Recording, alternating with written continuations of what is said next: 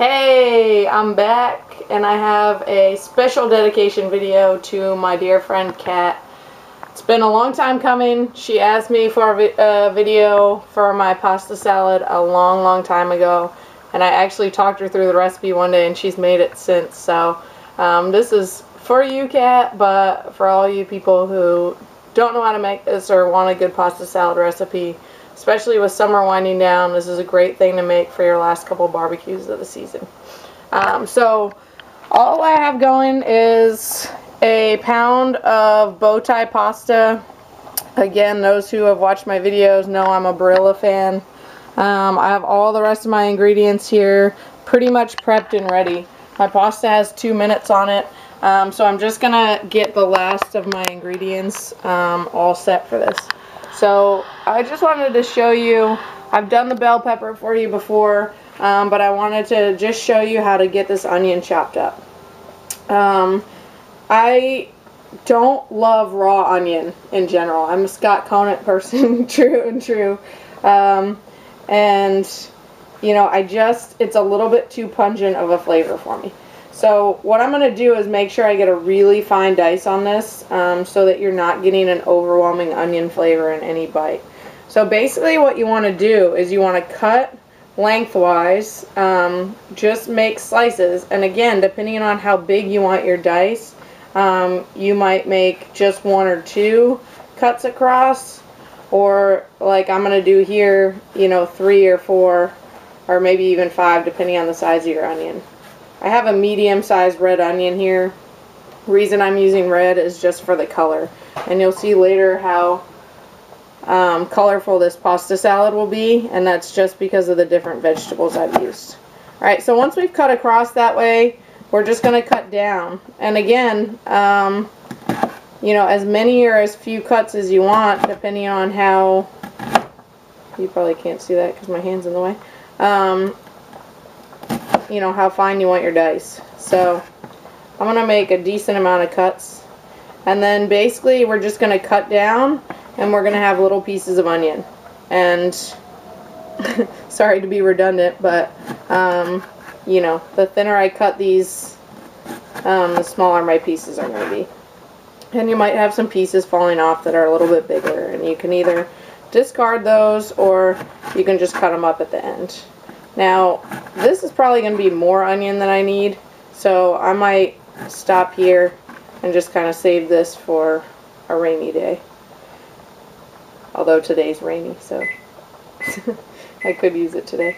Alright, so there you hear my timer on my pasta, so that's just about done. And, you know, the recipe, or the time on the box said 11 to 12 minutes. With this pasta salad, you're really not looking for an al dente pasta. You want something a little bit softer. Obviously not overdone, but... Alright, so I just drained that off.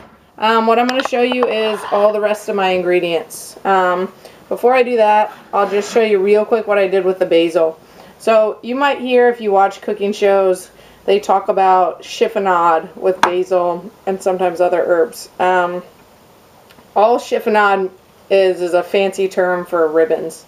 So basically you stack the basil leaves on top of each other and you want to roll them up tight, and then you're just going to cut across the leaf like this, and you'll get these long ribbons, and some people think they look fancier than you know, if you just chop the basil or something. But you know, I think those authentic Italians out there who may not love me calling this Italian pasta salad will say cutting the basil bruises it, and because of that, a lot of times you'll see people tearing basil.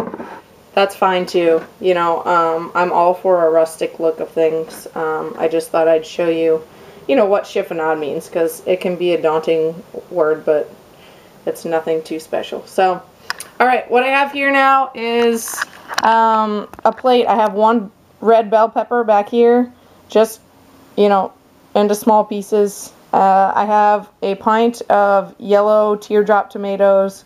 You can use grape tomatoes, cherry tomatoes. You can even use, you know, an heirloom tomato if you have it, and just cut it up into pieces. Now, I used yellow because they were on sale at the store and they looked good. So because of that, you know, I was able to use a red bell pepper and have that contrasted color. If you have red tomatoes, I'd use an orange bell pepper or a yellow bell pepper, something along those lines. They have all sorts of colors now. All right. Now this is where those Italians are really going to get me. And my mom as well. She hates that I use this. But I use a store-bought Italian dressing for this recipe.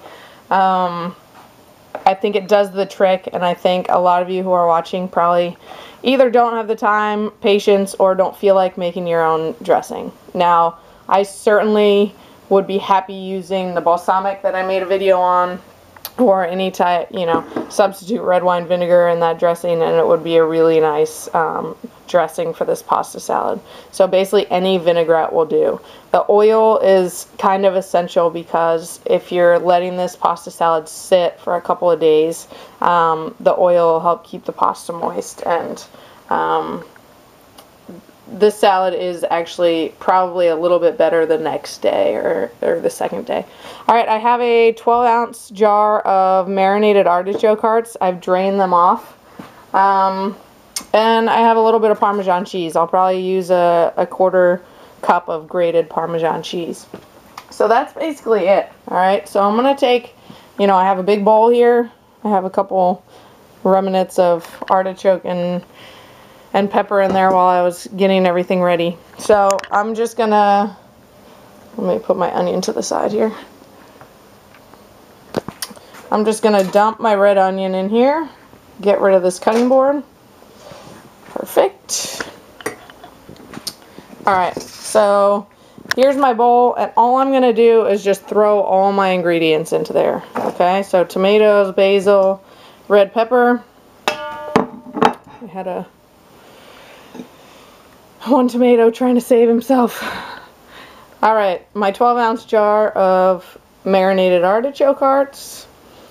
And you guys know me well enough by this point to know that it's not going to hurt my feelings if you leave something out or you add something to this. You know, sometimes I'll throw some Kalamata olives in for some extra saltiness and extra flavor. There's some people out there who don't appreciate olives like they probably should, so you know, I'm leaving them out today, but you can certainly substitute anything. So like I said, about a 1/4 cup of this Parmesan cheese. The feta and the Parmesan, sorry, I just dumped a 4-ounce container of crumbled feta in there. They'll give it some nice saltiness. So again, you want to make sure that you hold off a little bit on your seasonings until you've tasted it at the end. Particularly, you know, if you do throw olives in there, they're quite salty, so be careful with that. It's hard to do this with one hand. Alright, so, and my battery thing's flickering, so I'm trying to hurry and get this to you as quickly as I can. So just this entire jar of Italian dressing. So that's, what is this, 8 ounces. So if you're making your own dressing, just, you know, something around there. And then basically what I'm going to do is just toss them. Grab some tongs here. Guess I wasn't as ready as I thought. Red tongs. Get those Maryland colors out. My girl Cat. All my Terps out there. Shout out. We're in the middle of field hockey season. Hence part of the reason I haven't been so good with my videos. I'm a little bit busy. Sorry about that. My camera died and gotta roll with what we have. So I've cleaned up all my dishes. I've gotten everything set. I made myself a nice little bowl of the pasta salad and put the rest in the fridge. Again, like I said, this is great the next day or the day after as it sits and those flavors just get together really nicely.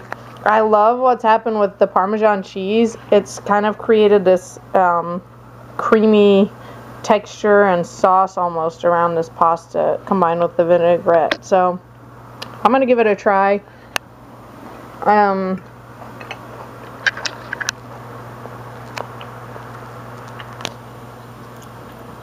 Yeah, it's perfect. It's the best side dish for an outdoor barbecue or even inside if you're serving some chicken or something like that. And again, you can change the flavors any way you want. So if you want to go more Greek, if you're serving something like a Greek marinated chicken or something, then You go with olives, pine nuts, feta.